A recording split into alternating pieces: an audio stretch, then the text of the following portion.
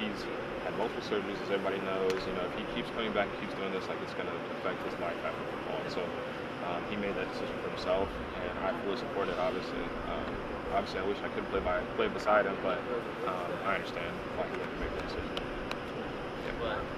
How important is it for you? You're an Knoxville guy, so how important is it for you to help get Tennessee back to where it had been years ago? Yeah, it's huge because I obviously grew up watching a lot of the games, and you know, just recently we were at a point in time where we would be considered, you know, a big threat in the nation, and so seeing that firsthand and hearing about the history that's been here, and obviously national championships and all this, and you know, one of the top 5 teams with most wins in college football history. That's you know, that's crazy to think. And so getting back there to me is just obviously like that sense of pride that I have in my hometown and everything. But it's just a matter of, you know, whether it was my hometown or not, like, this is where I'm here. This is where I'm at right now. So I want where I'm at right now to be the best it can be. People have preached patience to the fan base. Is it hard for a player to be patient?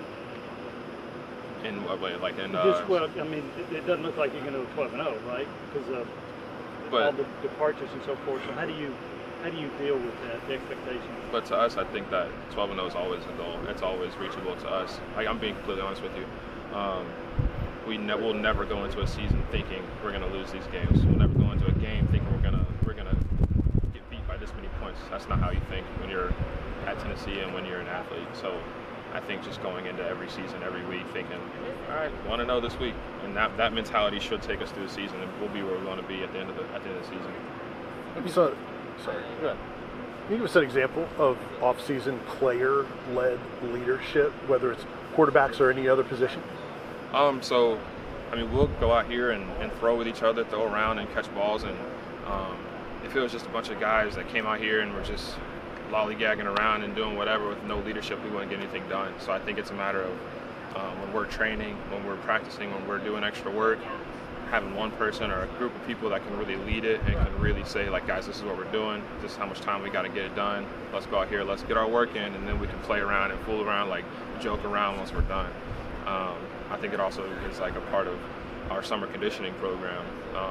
We say we have a guy that's struggling or that's not making his time or that's not finishing through the line, and that's my job, that's the leader's job. That's really everybody on the team's job to point it out and to say, hey, you did that wrong.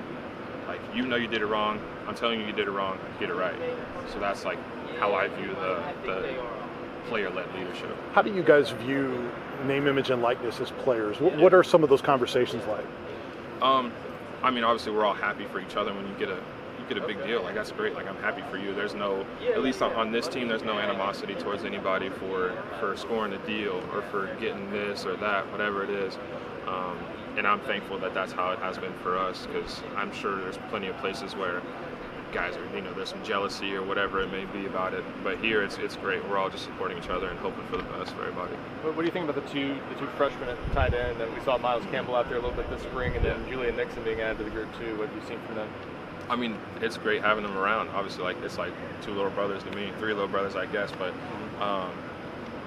I can see them, you know, stepping up and learning this offense and just not even really filling anybody's shoes, but just being a part of the offense. Like I said earlier, like, the depth is going to be huge, so we need guys to step up. We need to be able to rely on the 3s and the 4s and our depth to kind of get us through the season.